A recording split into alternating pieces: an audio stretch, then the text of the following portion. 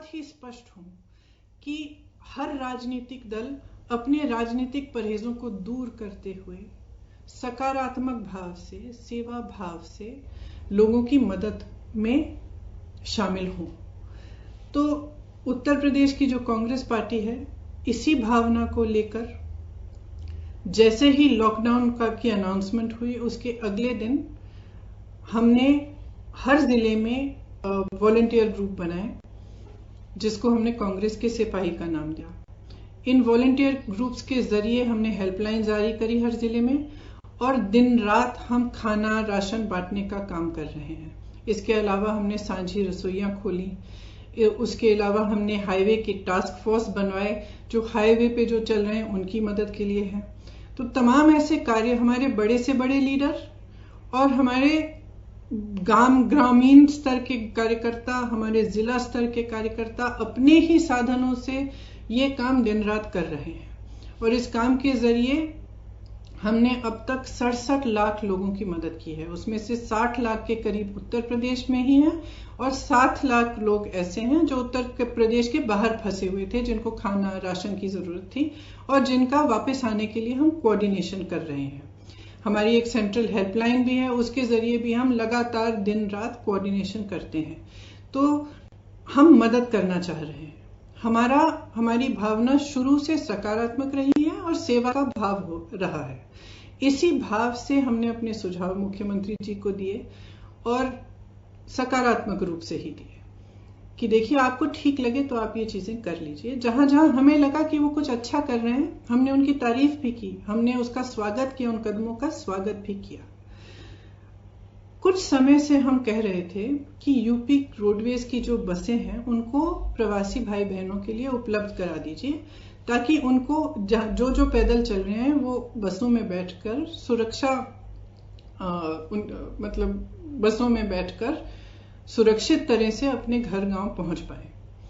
तो हम काफी समय से ये सुझाव दे रहे थे, ये मांग कर रहे थे। जब एक दिन कई हादसे हुए, कई एक्सीडेंट हुए, और हमने देखा कि यूपी की रोडवेज की जो बसें हैं वो अभी भी सक्रिय नहीं हुई हैं, तो हमने एक मुख्यमंत्री जी को एक चिट्ठी लिखी कि हम 1000 बस को उपलब्ध करेंगे। गाजियाबाद और नोएडा बॉर्डर पर हम इन बसों को रोक देंगे, और आप अगर अनुमति देंगे इसके संचालन के लिए, तो जो प्रवासी भाई बहन दिल्ली और एनसीआर क्षेत्र से चल रहे हैं उनको हम इन बसों में बिठाकर अपने घर तक पहुंचा देंगे। तो अगले दिन मुख्यमंत्री जी ने ये ऐलान किया कि यूपी रोडवेज की 12,000 बसें हैं, इन्हीं का इस्तेमाल होगा और आपकी बसों की जरूरत नहीं है। तो हमने 17 तारीख को सुबह 500 बसें गाजियाबाद में खड़ी की थी, हमने उनको वापस भेज दिया। अगले दिन उनसे एक और चिट्ठी मिली कि आप अपनी लिस्ट दे दीजिए, और 1000 बस की आप लिस्ट दे दीजिए। उसमें चालक का नाम होना चाहिए, परिचालक का नाम होना चाहिए, फिटनेस सर्टिफिकेट वगैरह सब कुछ आदि होना चाहिए, ये हमारे पास पहुंचा दीजिए। तो हमने उनको धन्यवाद दिया कि आपने हमें अनुमति दी है बसों को चलाने के लिए, आपको हम लिस्ट उपलब्ध कर देंगे। तो 4-5 घंटों बाद हमने वह लिस्ट उपलब्ध कर दी।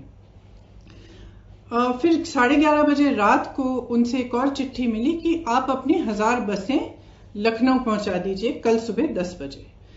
तो इसमें हमने कहा कि देखिए, हमारी बसें खाली दिल्ली से लखनऊ जाएंगी। इन बसों का मकसद ही ये था कि गाजियाबाद और नोएडा से, एनसीआर क्षेत्र से जो चल के जा रहे हैं उनको हम बिठाकर उत्तर प्रदेश के गांव और जिलों में ले जाएं। तो इन बसों का लखनऊ तक खाली चलना तो पूरे मकसद को ही खत्म कर देता है।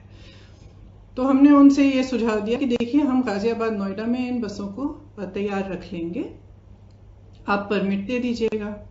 फिर ये पूरा राजनीतिक सिलसिला शुरू हुआ कि आप हमें परमिट दे रहे हैं, लिस्ट दे रहे हैं, लिस्ट में कुछ गलत नाम है, जो भी है। मैं इन चीजों में नहीं पढ़ना चाहती, और मैं सरकार पर सवाल भी नहीं उठाना चाहती। अगर उस लिस्ट में कुछ ऐसे नंबर हैं जो गलत है, कोई बात नहीं, हम एक नई लिस्ट भी उनको दे सकते हैं।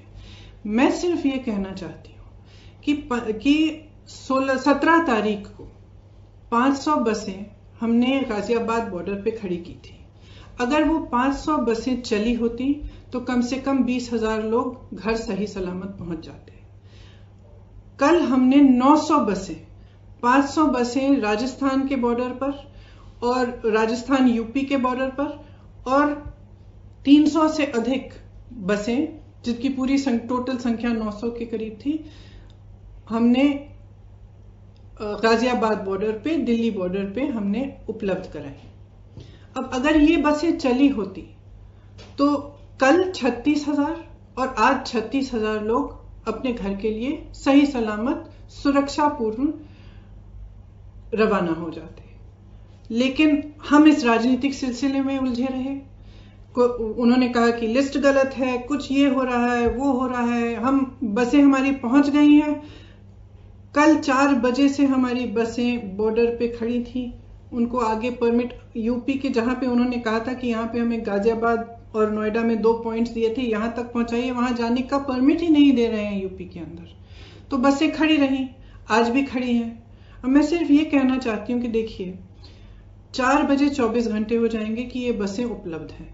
अगर आपको इस्तेमाल करनी है तो इस्तेमाल करिए, हमें अनुमति दीजिए। आपको भाजपा के झंडे लगाने हैं, इन पे अपने भाजपा के स्टिकर लगाने हैं तो बेशक लगाइए, बेशक लगाइए। आपको अगर कहना है कि आपने उपलब्ध कराई है तब भी कराइए, लेकिन इन बसों को चलने दें। क्योंकि जब तक हम इस राजनीतिक उलझन में पड़े रहे हैं ना, जब तक आप अजीब अजीब से बयान दे रहे हैं और तमाम इश्यूज उठा रहे हैं, तब तक हम कम से कम 92,000 लोगों को घर पहुंचा सकते थे। और वही 92,000 लोग आज धूप में चल रहे हैं, उनके सामने तमाम मुसीबतों को झेलते हुए चल रहे हैं। तो मैं सिर्फ मुख्यमंत्री जी से ये आग्रह करना चाहती हूँ, हमारी बसें वहां पे 4 बजे तक खड़ी हैं, आपको इस्तेमाल करनी है तो आप हमें परमिट दीजिए, अनुमति दीजिए कि हम उनका संचालन कर सके। अगर आपको नहीं इस्तेमाल करनी है तो भी कोई बात नहीं, हम उनको वापस भेज देंगे। हमने 3 दिन पहले भी वापस भेज दिया था 500 बसों को, हम वापस भेज देंगे।